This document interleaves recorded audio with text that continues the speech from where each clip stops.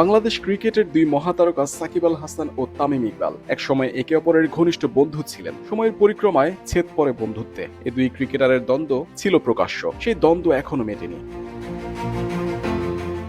তামিম হৃদরোগে আক্রান্ত হওয়ার পর তার খবর নেন সাকিব। তামিমের স্ত্রী আয়েশার কাছে জানেন শারীরিক অবস্থা। এমনকি সাকিবের বাবা মাও হাসপাতালে যান তামিমকে দেখতে। বন্ধুত্বে ফাটল ধরলেও কোথাও যেন এক অদৃশ্য টান আছে।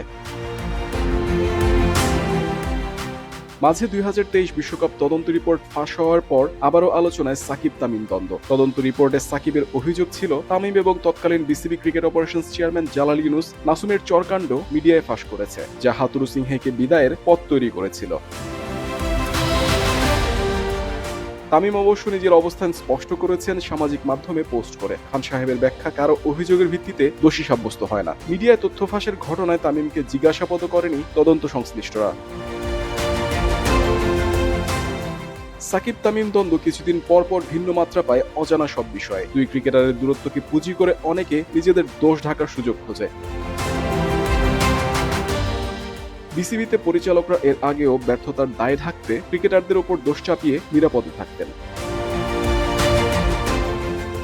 সময় যাচ্ছে, বরফ গলতে শুরু করেছে। শীতল সম্পর্ক রূপ নিতে পারে উষ্ণতায়। তামিম গণমাধ্যমে জানিয়েছেন, বাংলাদেশের সর্বকালের সেরা ক্রীড়াবিদ সাকিব আল হাসান। ক্রিকেটে সাকিবের যে অর্জন, এটা অস্বীকার করেন না তামিম।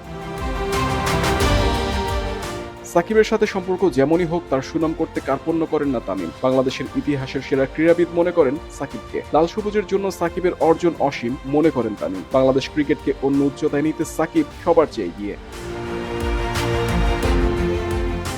তারকা বলে কি সাকিবের সাথে তামিমের দ্বন্দ্ব? এমন ভাবার কারণ নেই। তামিমের প্রতিক্রিয়া, সে কখনো নিজেকে তারকা মনে করেননি। তাহলে যদি তামিম নিজেকে সাকিবের সমকক্ষ মনে না করেন, তাহলে দ্বন্দ্ব কেন? তামিম অবসর নিয়েছেন আন্তর্জাতিক ক্রিকেট থেকে। অন্যদিকে বিভিন্ন কারণে জাতীয় দলে সাকিবের ফেরা নিয়ে রয়েছে শঙ্কা। তবুও তামিম বিশ্বাস করেন সাকিবের সঙ্গে তার দ্বন্দ্ব মিটে যাবে। মাঠে না খেললেও একসঙ্গে মিলে দেশের ক্রিকেটকে এগিয়ে নেবে।